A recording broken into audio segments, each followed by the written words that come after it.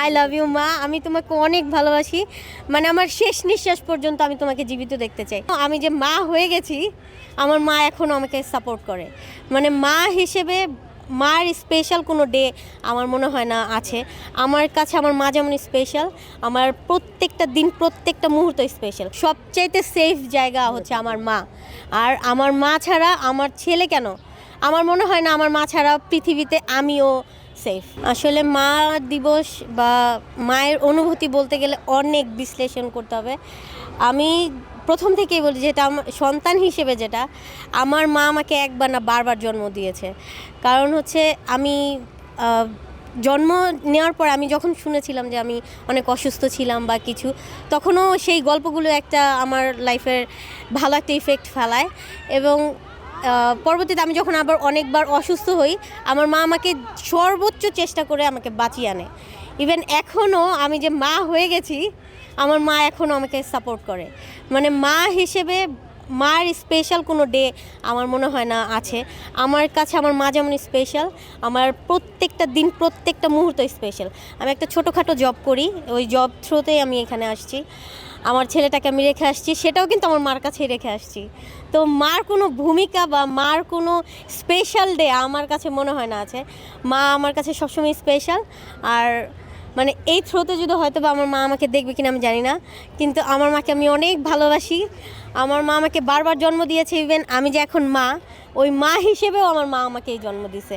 মা হিসেবে যতটুকু আমি আমার সন্তানকে পারি আমি আগলিয়ে রাখার চেষ্টা করি। জব, তারপর নিজের সংসারের কাজ, সব কিছু ঊর্ধ্বে হচ্ছে আমার ছেলে। আর ওকে আমি যতটুকু পারি আমি সময় দেওয়ার চেষ্টা করি, যাতে ও স্পেশালি, আমি যেমন আমার মার জন্য এখনও অনুভূতি প্রকাশ করি যে আমার মা আমার এইটা ছিল, ওই মানে এটা আছে, এটা আছে। যেমন আজকে একটু অসুস্থ, তারপর আমার মার কাছে আমি আমার ছেলেটাকে রেখে আসছি। কারণ আমি জানি সবচাইতে সেফ জায়গা হচ্ছে আমার মা। আর আমার মা ছাড়া আমার ছেলে কেন, আমার মনে হয় না আমার মা ছাড়া পৃথিবীতে আমিও সেফ। কারণ আমার মা এমন একটা মা যে আমি মানে আমার মার অনুভূতি আমি বলতে পারবো না, কিন্তু আমার মার অনেক কিছু আমি বলতে পারবো। তো এখনও পর্যন্ত যা কিছু আছে আমি এই পর্যন্ত আসছি আমার মার কারণে আসছি। মা দিবসে আমি সবসময় মাকে স্পেশাল কিছু দেওয়ার চেষ্টা করি, যেটা আমার মা পছন্দ করে। আর আমার অনুভূতি আমি জানি না আমি কিভাবে শেয়ার করব। আই লাভ ইউ মা। আমি তোমাকে অনেক ভালোবাসি, মানে আমার শেষ নিঃশ্বাস পর্যন্ত আমি তোমাকে জীবিত দেখতে চাই। আর আমি জানি যে আমার মানে বেঁচে থাকাটাও আমার মার কারণেই।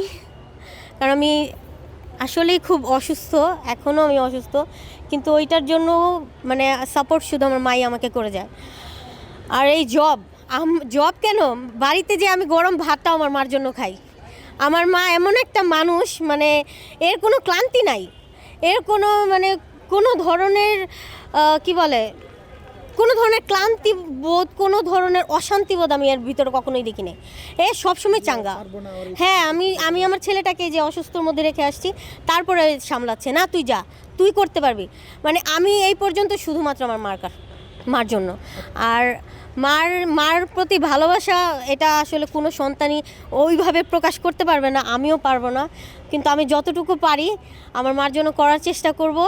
আর আমি চাই আমার মা আমার শেষ নিঃশ্বাস পর্যন্ত জীবিত থাকুক। আমার মা আমার সব কিছু, এভরিথিং।